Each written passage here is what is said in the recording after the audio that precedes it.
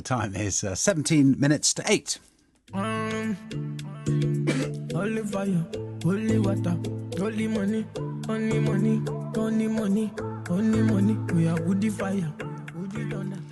That was Wizkid. The piece is called Soko. You will know that if you know much about the latest big thing in music. The big sound of the summer, we are told, is going to be Afrobeats. And Adesope Shopsy is here, who's an Afrobeats DJ. Good morning to you. Good morning. And Afrobeats with an S, because there was a thing called Afrobeat, wasn't there, years ago? Yes, it was. The original music is called Afrobeat by the great legend Fela Kuti, created in the 70s, which was pretty much a mixture of jazz, African sounds, West African sounds, and usually was used for social movement. So he used that to just translate what was happening in Africa, talking about apartheid, the different regimes, austerity. But coming into the 20th century, the S has been added to that because it's the mixture of the old with the popular music that we're listening to today. And musically, what's changed then? I think it's just the new sounds. It's a mixture of R&B, hip-hop, dancehall that everybody around the world is used to, but it also has the identity of African sounds, the beats, the trumpets, the drums,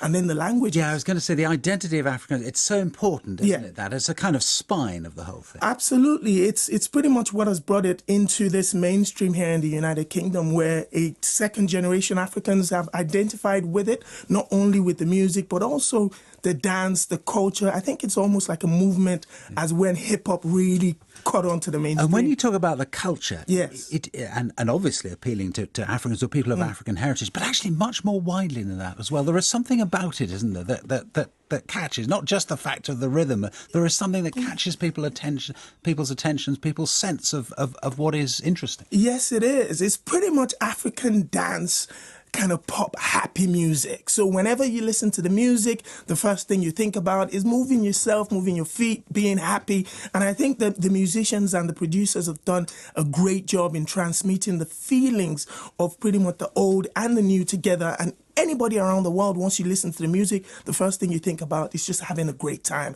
and just dancing, moving on the dance floor. And that's why I think this has caught on very, very well, especially in the UK, that's known for transmitting pretty much new genres to the rest of the world. Well, it matters, doesn't it, that it catches on here? Yes, it does, because there's a large community here, the African community and the second-generation African community in the UK. And, of course, the UK has been responsible for pretty much promoting pop music or transmitting the likes of dancehall to other places like Africa. Growing up in Africa, I listened to dancehall and reggae music, and I credit pretty much the UK for the responsibility of really putting it over and getting us to hear it. So for Afrobeats to be doing really, really well in the United Kingdom, where music can be like taken all over the world, it's a beautiful It's an interesting thing. idea, that. So Afrobeats, I mean, it could be that Afrobeats is then transmitted back to Africa as something that wasn't originally African because it was created outside Africa. Yes, it is. Yes, it is. Afrobeats now,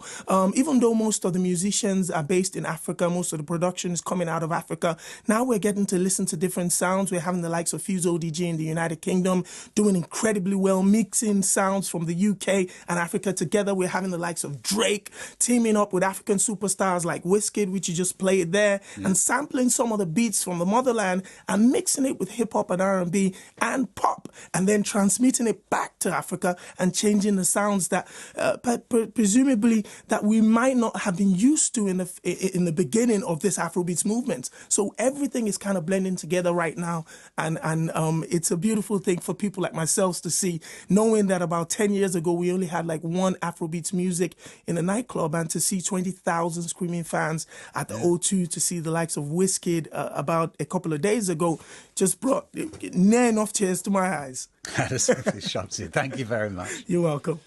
Time now is 13 minutes to 8, and it's time for Thought for the Day.